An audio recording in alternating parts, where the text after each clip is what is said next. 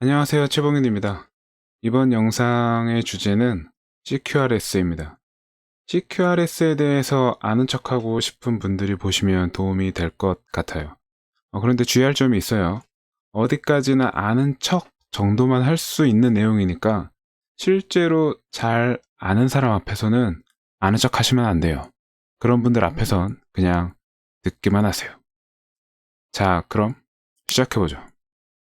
CQRS는 제목에서도 봤듯이 Command Query Responsibility Segregation의 약자예요. 각 단어의 의미를 알면 이게 뭐구나 라는 걸 좀 이해하는데 도움이 됩니다. 그래서 먼저 커맨드와 쿼리부터 볼게요. 커맨드, 우리말로는 흔히 명령이라고 하는데요. 이 명령은 시스템의 데이터를 변경하는 기능을 말해요. 명령의 예로 주문 취소나 배송 완료 같은 걸 들 수 있죠. 이 두 기능 모두 주문 데이터를 변경을 해요. 쿼리는 SQL의 쿼리를 말하는 건 아니에요. 시스템의 데이터를 조회하는 기능, 이것을 쿼리라고 여기선 부르는데, 이 쿼리의 전형적인 예가 주문 목록 조회죠. 다음은 Responsibility Segregation이에요. 책임 분리라고 하죠. 이 책임은 구성 요소의 역할을 말해요. 여기서 이제 구성 요소라는 거는 클래스, 함수, 조금 더 큰 덩어리로는 모듈, 패키지 같은 게 있고, 더 큰 덩어리로는 무슨 서버, DB, 컨테이너 이런 것들을 이제 구성 요소라고 할 수 있어요. 분리는 이런 역할에 따라 구성 요소를 나눈다는 것을 뜻해요. 그래서 CQRS의 뜻을 정리를 해보면 명령, 그러니까 시스템 데이터 변경 역할을 수행하는 구성 요소하고 쿼리, 즉 시스템 데이터를 조회하는 그런 역할을 수행하는 구성 요소를 나누는 것, 이게 CQRS인 거죠. 그러니까 간단하게 생각하면 시스템 데이터를 변경하는 코드하고 시스템 데이터를 조회하는 코드를 따로 만드는 거, 이것이 CQRS라고 생각하시면 됩니다. 물론 코드만 나누는 건 아니에요. 구현 방식이나 시스템 규모에 따라서 DB를 나누기도 하고 프로세스를 나누기도 합니다. 하지만 어쨌든 변경하는 구성 요소와 조회하는 구성 요소를 나누는 것, 이게 CQRS예요. 참 간단하죠. 지금 보시는 그림은 CQRS에 따라 구성한 간단한 예입니다. 이메일 인증 기능은 데이터를 변경하는 커맨드, 즉 명령에 해당하고, 회원 목록을 조회하는 기능은 쿼리에 해당하죠.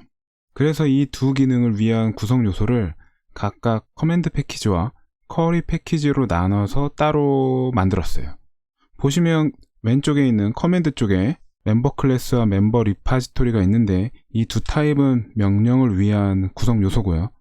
쿼리 쪽에는 멤버 다우와 멤버 데이터가 있죠.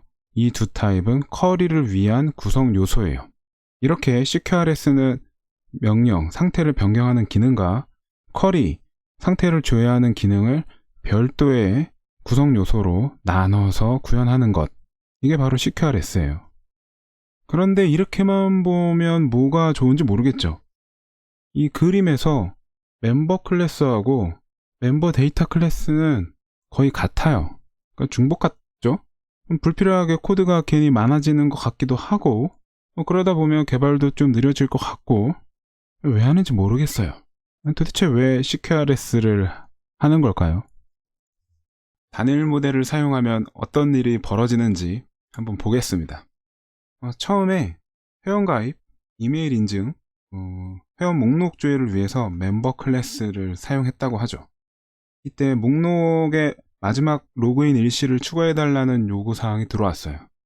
최대한 식별하고 싶으니까 이미 존재하고 있는 저 멤버 클래스에 라스트 로그인 타임만 추가하면 될 것 같아요. 또 비슷하게 회원 목록에 최근 주문 일시를 추가해달라고 해서 recent order date를 추가했어요. 그리고 마지막으로 회원 이름 변경 기능을 구현해야 하니까 멤버 클래스에 change name 메소드도 추가했어요. 그런데 이렇게 한 모델에 이것저것 막 넣다 보니까 코드가 잡탕이 된다는 문제가 생기는 거예요. 멤버 클래스가 더 이상 멤버 테이블에 대응하는 모델이 아닌 거죠. 로그인 히스토리 테이블하고도 엮이고 오더 테이블하고도 엮이고 있어요. 그리고 더 나쁜 점은 기능에 따라서 사용하는 필드가 달라진다는 거예요. 예를 들어 이름 변경 기능에서는 멤버 테이블에 해당하는 데이터만 읽어와서 멤버 객체를 만들고, 주문 목록 조회 기능에서는 이 세 개의 테이블을 이용해서 멤버 객체를 만들게 되죠. 이런 코드는 점점 역할과 책임이 이제 모호해지게 되는데, 지금 이미 보시는 멤버가 그런 거예요. 이렇게 되다 보니까 코드의 의미나 가독성도 나빠지게 돼요. 그래서 유지보수가 점점 힘들어지는 거죠. 시스템이 복잡해지면 복잡해질수록 이런 형태의 코드는 유지보수를 더욱더 나쁘게 만들게 됩니다. 단일 모델을 사용하려면 괜히 복잡해지기도 합니다. JPA가 대표적인 예가 될 수 있어요. 오더와 유저, 오더와 오더라인, 오더라인과 아이템, 아이템과 디테일은 지금 서로 연관을 맺고 있어요. 이 연관을 즉시 로딩해야 할지, 이거 로딩, 혹은 실제로 접근할 때 로딩해야 할지, 레이지 로딩이죠. 이 어떤 로딩 방식을 사용할지는 기능에 따라 다를 거예요. 주문을 취소하는 기능은 오더와 오더 라인만 있으면 되니까 주문 취소 기능을 구현할 때는 오더를 로딩할 때 유저를 이거로 로딩할 필요가 없죠. 반면에 주문의 목록을 조회하는 기능에서는 사용자 정보를 함께 보여줘야 하니까 유저를 조인해서 이거로 로딩하고 싶을 거예요. 이렇게 기능에 따라서 연관을 로딩하는 방식이 달라져야 하니까 원하는 성능을 내려고 다양한 엔티티 그래프를 설정하기도 하죠. 네, 이런 식으로 단일 모델을 유지하려고 노력하다 보면 다른 부분에서 복잡한 일이 생기게 되는 거죠. 그럼 왜 복잡해지는 시스템에서 커맨드와 쿼리에 단일 모델을 고수하면 유지보수성이 떨어지는 일이 발생할까요? 일단 가장 큰 이유는 명령과 쿼리가 다루는 데이터가 다르다는 거예요. 명령은 주로 한 영역의 데이터만 다루는 반면에 시스템이 복잡해질수록 쿼리는 여러 영역의 데이터를 다루는 경향이 있어요. 예를 들어 주문 취소와 같은 명령은 오더와 오더 라인만 주로 다루지만 회원 목록 조회나 주문 목록 조회와 같은 기능은 주문, 회원, 상품 영역의 데이터를 사용하게 되죠. 애초에 아주 단순한 시스템이 아니면 명령과 쿼리를 같은 모델에 담을 수 없는 거예요. 명령과 쿼리는 코드 변경 빈도나 사용자도 달라요.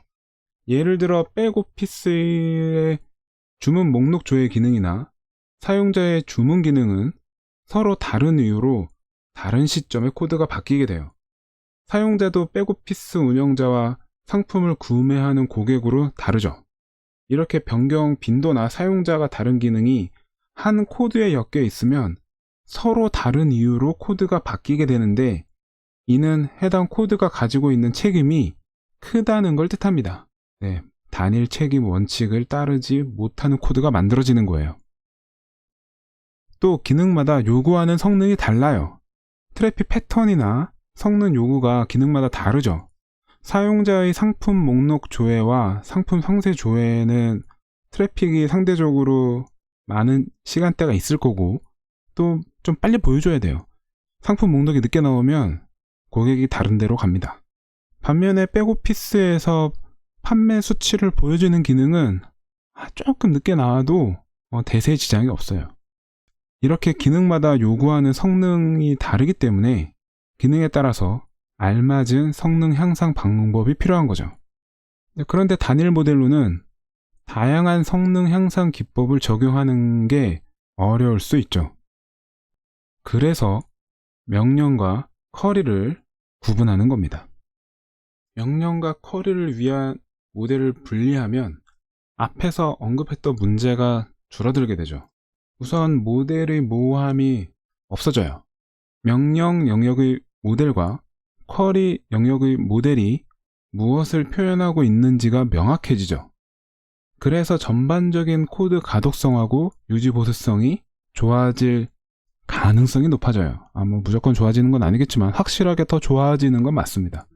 그리고 쿼리 쪽에는 캐시를 적용하고 명령 쪽은 비동기를 사용하는 식으로 기능에 따라서 성능 향상 기법을 다르게 적용하는 것도 용이해져요.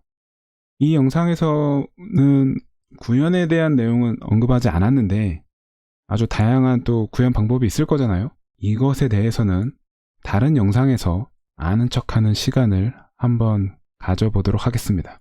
이번 영상이 CQRS에 대해서 아는 척 하는데 도움이 되셨으면 좋겠고요. 한 번 더 보시면 더 확실하게 아는 척 하실 수 있을 겁니다.